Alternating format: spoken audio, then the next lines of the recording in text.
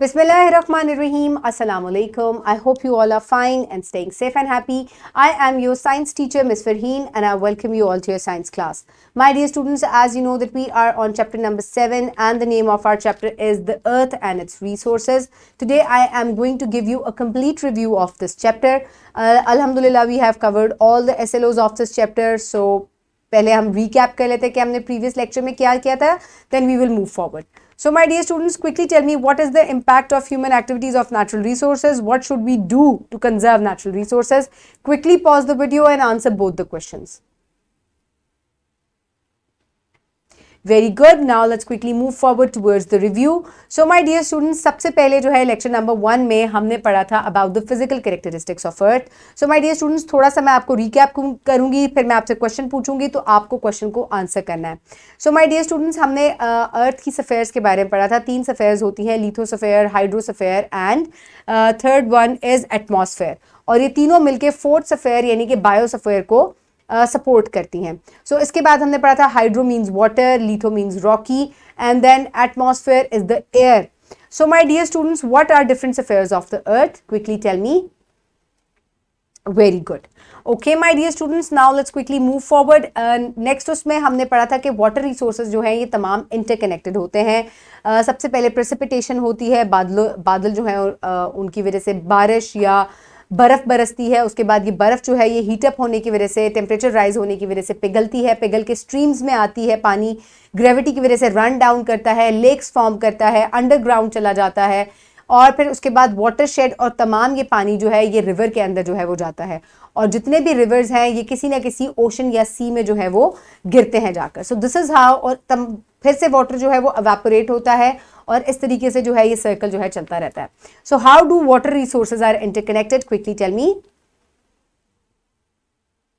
Very good. Now let's quickly move forward towards the next lecture, the Earth's natural resources. So हमने Earth के natural resources के बारे में पढ़ा था. हमने पढ़ा था कि एक natural resource जो होती है, कहीं पर भी कोई चीज़ जब abundance में, बहुतात में होती है तो वो जब लोगों की नीड्स को पूरा करना शुरू कर दे तो then it becomes a resource. और अगर वो नेचुरली एग्जिस्ट कर रहा है एनवायरनमेंट में तो then it is a natural resource. So हमने बहुत सारे नेचुरल रिसोर्स पढ़े, coal, oil, natural gas, forest.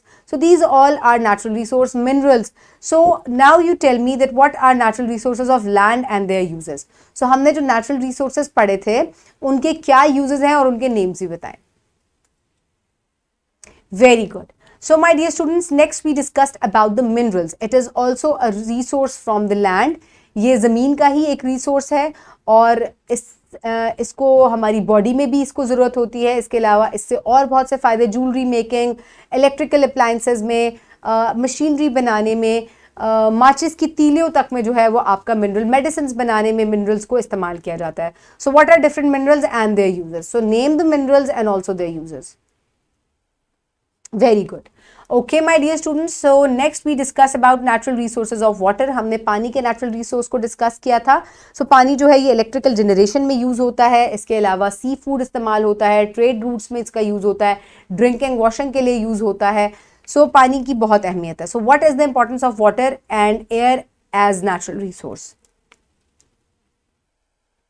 Very good. So my dear students, then we discussed about the fossils. So fossils जो हैं, these are the preserves of dead animals and plants. जो million years पहले जो animals जो है वो मर गए थे, dead हो गए थे, उनके जो preserves हैं, whether they are in the form of prints, casts और body parts या bones, वो जब हमें मिलती हैं तो उनको हम फॉसिल कहते हैं, जिनकी मदद से हम बहुत सारी स्टडी जो है वो हम कर सकते हैं.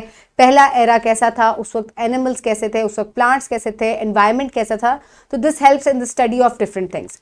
सो what are fossils? How do they form in rocks? So quickly tell me. Very good. Okay, my dear students, now let's quickly discuss about the renewable and non-renewable resources. So renewable and non-renewable resources के बारे में पढ़ा जा रहा था. ऐसे resources जिनको आप quickly generate नहीं कर सकते as you use them, these are non-renewable. And the resources which you can generate quickly as you use them, these are renewable. So quickly tell me, what is the difference between renewable and non-renewable resources?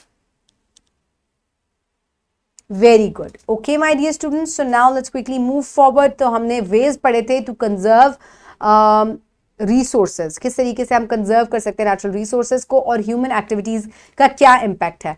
So my dear students, human activities की वजह से deforestation हो रही है, हवा ख़राब हो रही है. सो आपको क्या लगता है कि किन तरीके से हम ह्यूमन एक्टिविटीज़ जो है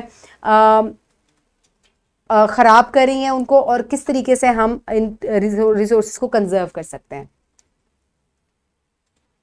Very good. Okay, my dear students, so now is the time for practice, for which you need to download this assessment sheet from the description box below this video, or you can get it in print form by your teacher. So my dear students, आप जो worksheet है उसको इसी description box की, इसी video के description box से download कर सकते हैं, या अपने टीचर से प्रिंट फॉर्म में लेकर भी उसको कंप्लीट कर सकते हैं.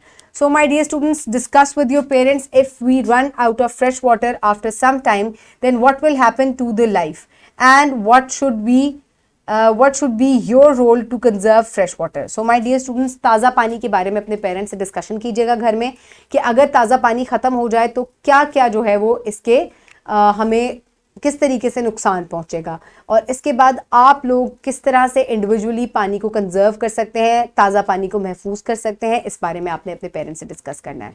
सो माय डियर स्टूडेंट्स, इस चैप्टर में हमने क्या क्या पढ़ा. We discussed about the characteristics of earth, then we discussed about fossils, we discussed about different natural land resources, we discussed about water and air as natural resource. So my dear students, we discussed about renewable and non-renewable resources. We also discussed about how human activities have different impacts on the natural environment and natural resources. I hope you have learned a lot of things from this unit.